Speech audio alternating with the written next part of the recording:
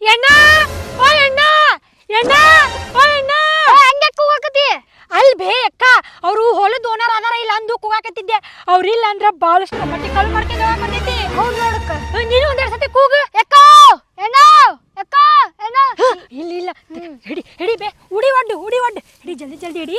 ರಾತ್ರಿ ಟೊಮೆಟೊ ಬಾತ್ ಮಾಡೋಣಂತೆ.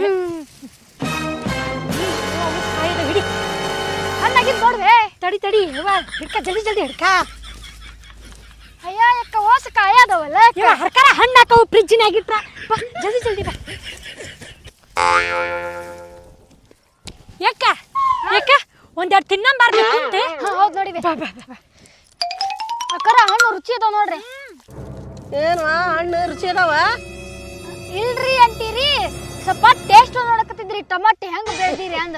ಹೌದು ಅಲ್ವಾ? ಹ್ಞೂನ್ರಿ ಹಣ್ಣು ಭಾಳ ರುಚಿ ಆಯ್ತಾವನು ಟಮಾಟೆ ಹಣ್ಣು ಭಾರಿ ಇದ್ರಿ ಬಿಡವ ನೀವು.